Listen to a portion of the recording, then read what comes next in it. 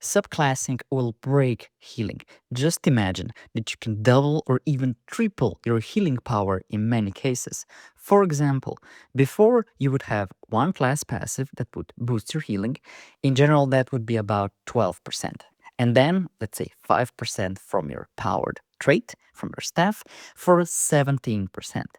Then, if you would go all in for healing, you would also take a Mundo Stone that would give you up to 25% if you don't count CP and you don't have count major and minor mending. But with subclassing, you can add another 24% to both cases, in which you can double or even triple this bonus. Curious which subclasses can charge your healing? That's exactly what we'll cover today. The skill lines I'll share come in no particular order, but each of them offer massive healing potential that no healer should overlook. Before we dive in, I would like to give a big thank you to an amazing Patreon supporters who make this video possible. If you're curious, check out the buff priority checklist and exclusive role templates in description below. Now sit back, relax, and let's dive in. Hello everyone, Sayphex here. The first skin line that I want to discuss is Restoring Light from Templars. In general, this skill line has amazing options of skills. It has a powerful but immobile ultimate, but it has potential. It also has two strong spambles. One is one of the strongest single target heals, and the other is a bit short range but still powerful AoE heal. This skill line also has a perch and a synergy perch for your allies, which is very important for any content. And it also has a very handy armor buff. When it comes to passives in this skill line, the most important power enhancing buffs. For example, the first passive is amazing. It's called Mending. And it's the main reason why we pick this skin line in the first place. It gives you a 12% bonus healing based on the target's missing health, so when it matters the most. The other passives are also good. They give you minor mending, which increases your healing power. They also give you an automatic block when you cast a channel ability. It does not need to be from this class only. Plus, it gives you quicker resurrections, which could come in handy in tougher fights. Well, why would I pick this skill line? Well, generally, there's a few reasons. First, it has Mending passive for 12% more healing based on the target's low HP, which is one of the most important parts why we're picking this healing skill lines anyway. It also has a very strong ultimate. It also has a purge skill and purge synergy, and it also has the armor buff, which is quite good to have if you go for free healing skill lines. The next skill line or subclass I would like to talk about is Nightblade's skill line called Siphoning.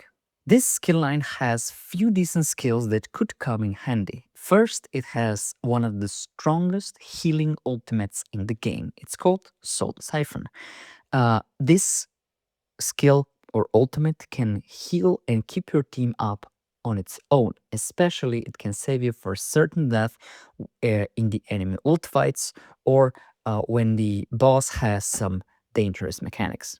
Then this skill line has free damaging skills that offer some healing, but mainly a healer will not be interested in them because they don't provide as much healings as some other skills. It also has a mediocre single target heal, which is not that great to use because it drains your own health as well. And it also has one very powerful passive skill that increases your sustain on your light attacks, which is very unique and very useful if you're a PvP healer because you would like to have as much sustain as possible. When it comes to passive, it gets a bit better for this skill line. It has a passive that when you drink potion, you gain 30 ultimate, which is very strong in powerful scenarios. It also has 6% bonus stamina and magicka when you have your siphoning skill slotted, and on average that's about 2 to 3k more stats depending on how much of the max stats you have. It also has the healing power increase per Siphoner skill slotted, but it's nothing major in general. Plus, it also has some ultimate generation skills, passives. Why would I pick this skill line? Overall, this skill line is not that good when compared to others, but the ultimate Soul Siphon plus a few good passives does make up for lacking in other areas. Probably your maximum healing potential is not as high as others, but your ultimate will make up for everything, and it's worth picking if you're interested in some instant heals for your full team. The next skill line is Living Death from Necromancer. This skill line has some very powerful skills overall. It has a resurrection ultimate that comes in handy in dire situations when you want to kite while your teammates are dead, so you can resurrect them on time. It also has a very powerful single target heal, which is one of the strongest in the game. And it also has a decent AoE heal. It also has a self purge, which is useful for you, but not really useful for anyone else. It also has one of the strongest defensive skills in the game in form of Spirit Guardian. This skill actually offers you a 10% damage reduction, which is unique. So basically you can stack it with other percentage based defensive buffs like major and minor protection and the flat defensive armor buffs. And plus it has a free skill at no cost, which can either heal you and your allies in an AoE or restore resources, which is very strong which is very necessary on a healer. When it comes to passives, here things get even better for Necromancer. First passive gives you a flat 12% healing buff if you have a negative effect.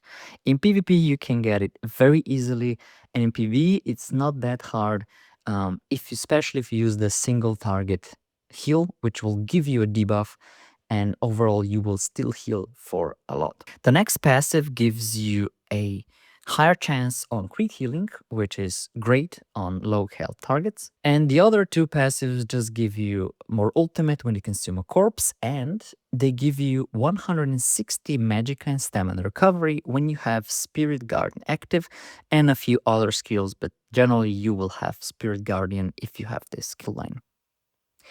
So why I would pick this skill line? Well, it has a few reasons. First, it gives you a flat 12% bonus to your healing, which is amazing, and in PvP you can have it at 100% uptime. Plus, it has Spirit Guardian. You as a healer should be tanky, so this is one of the best ways to get an additional tankiness. Plus, it has two sustain options. It gives you Mortal Coil, which is a free sustain ability, and the Undead Confederate passive for a total of 330 magic and stamina recovery, which is insane just from a passive and a free skill. Next up is a skill line for all nature lovers. Green Balance skill line from Wardens. The Green Balance skill line offers a few solid skills, but nothing game breaking, to be honest. The ultimate is a forest that heals a large area, which it also has a very low ultimate cost. And if you combine it with some other skin lines where you generate a lot of ult, you will be able to make this almost as a spammable. There are also two Sambo heals, which are, to be honest, not that great. One is an AoE cone, which can easily miss, especially if you're trying to target multiple allies from up close. And it also has a single target heal, which pulls you towards the ally, which you usually don't want because you don't want to get into the danger as a healer. Then the other skill is Budding Seeds. This is a very useful AoE hot, which is great for stationary fights. Maybe you're sieging a door or trying to stay in a small area like on the flag, or in PvE you're standing still trying to DPS the boss down or just put it on a tank. And it also has a solid heal synergy, synergies are generally great for sustain, and this one gives you a good heal. The other two skills are Lotus Flower and Healing Vines. They're decent buffs, but they can easily be swapped for scribing skills or any other much stronger skill. The passives of the green skill line has some of the most worthy to pick skill lines as a support. First, passive, it's may mostly redundant as it gives you major mending when you heal with a green balance skill, but you get major mending from a heavy resto attack, which is usually the buff is up almost 100% of the time. The other passives are Nature's Gift, which basically restores your mana or stamina, and the Emerald Moss, which gives you 5% more healing, which with each green skill line ability slotted. In theory, this one will give you the most healing out of all skill lines combined, so up to 30%, because 6 skills times 5, it's 30. But in practice, you won't have all the 6 skills slotted. So your max maybe will have 2 skills per bar for about 10%, which is not bad at all. But usually you will not use this skill line for the skills. You would use it for the next passive, which is the reason why you would pick this skill line at all. The passive is called Maturation, and it gives you and your team minor toughness. Minor toughness gives you 10% more HP, which in practice is anywhere between 3 to 5k, which is insane to be honest. It's a lot of HP and it's gonna increase your team's survivability by a lot. So why would I pick this skill line? Well, it's obvious. It's Maturation passive. The everything else is not that big of a reason to be able to use it. Maybe I would use it for budding seeds and then you would back bar it for some AoE skill that can proc a set like Olrime maybe.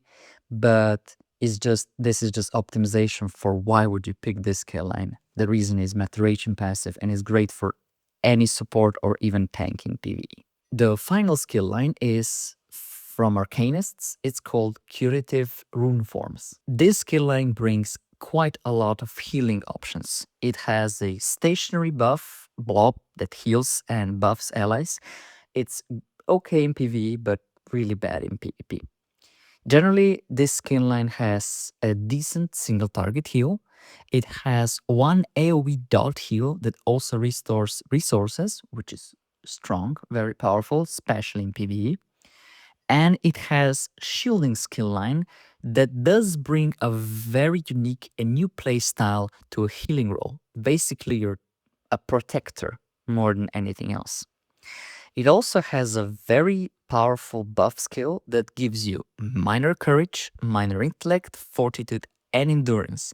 Plus, it works very well with your class-specific set from Arcanists called Reawaken Hierophant, where you can backbar the set, not spend the crux, and then use this skill to proc the buff and have the major protection uptime, plus all these buffs at the same time for one of the strongest healers in the game. Plus, this skill line also gives you gap close with portals, which is great, I guess.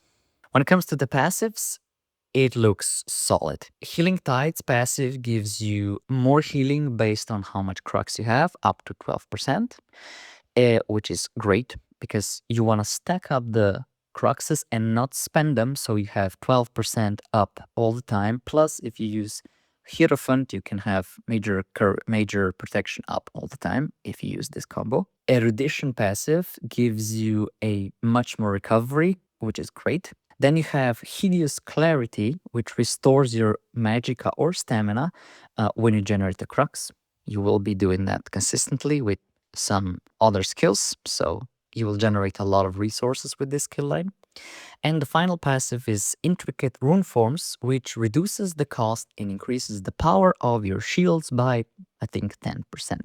So generally, this skill line is not only gives you a lot of recovery, but it also gives you an ability to use shields and has, which is one of the primary means of preventing damage, especially in PvE. It has a lot of very strong skills.